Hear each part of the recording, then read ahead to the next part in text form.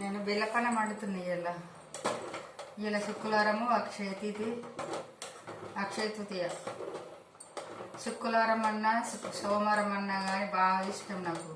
ఎందుకంటే నాకు శుక్రవారం ఒక్కపోద్దే, సోమవారం ఒక్కపోద్దే.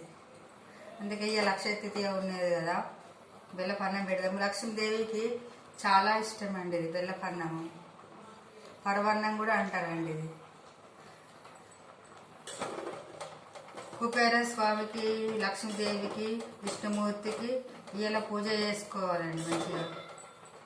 నాకు లేట్ అయింది, పొద్దున లేస్తే నేను 4 గంటలకు లేచిన, లేవబుద్ధి కలదండి. మళ్ళీ పడుకున్నా, మళ్ళీ 5:30కు చేసిన, పని తీయలేదు.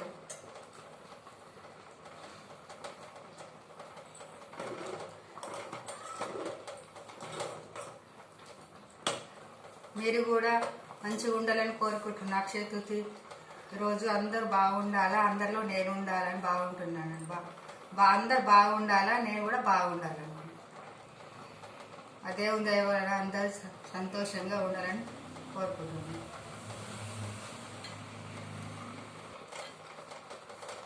బెల్లం వేస్తున్నాను.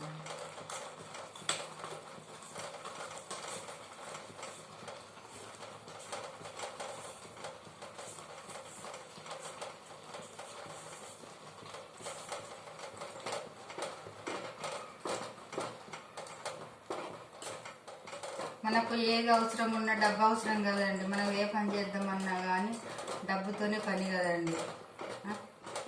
దేనికైనా కానీ మన చీరలు కొనుక్కోవాలన్నా, బంగారం కొనుక్కోవాలన్నా, ఎండి కొనుక్కోవాలన్నా కానీ దేనికైనా డబ్బు కావాలి. ఆ లక్ష్మీదేవిని, విష్ణుమూర్తిని పూజిస్తే మనకు డబ్బు లోటు ఉండదండి. మనకు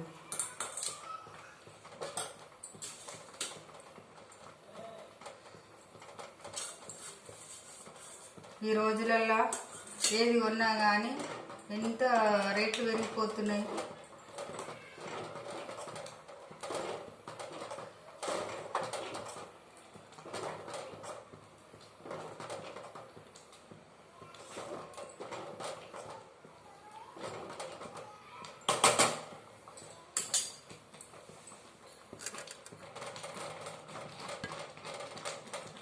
పారిపోతున్నా.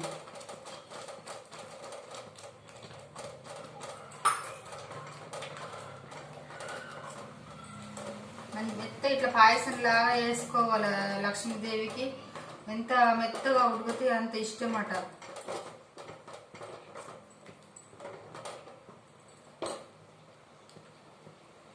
యాలకుల పొడి వేస్తున్నా.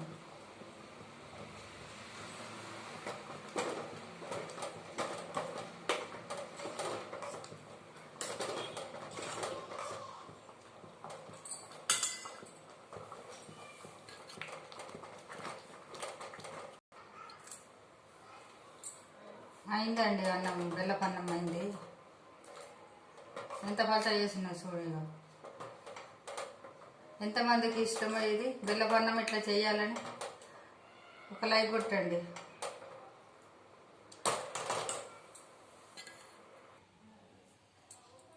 ఇక్కడ కాయిన్స్కు నేను గంధము కుంకుమ పెట్టుకుంటున్నా. లక్ష్మీదేవి దగ్గర పెడదామని ఒక 11 రూపాయలన్నా, ఒక 5 రూపాయల బిళ్ళలన్నా, 11 రూపాయి బిళ్ళలు లక్ష్మీదేవి దగ్గర పెట్టుకొని పూజిస్తే బాగుంటుందండి. 108 రూపాయి కాయిన్స్తో చేసుకోవాలి. కానీ నాకు లేట్ అవుతుంది పూజ, కానీ నేను ఒక 11 రూపాయలకే చేసుకుంటున్నా.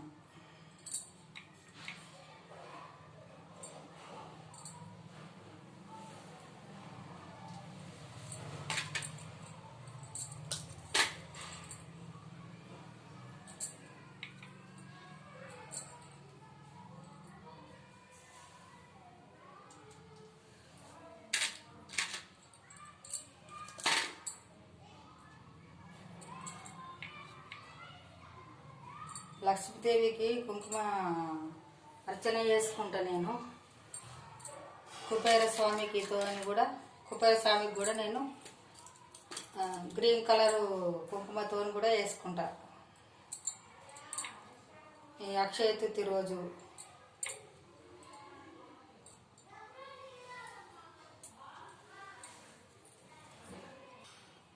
లక్ష్మీదేవికి నైవేద్యం పెడుతున్నా. బెల్లపన్నము, పెరుగు.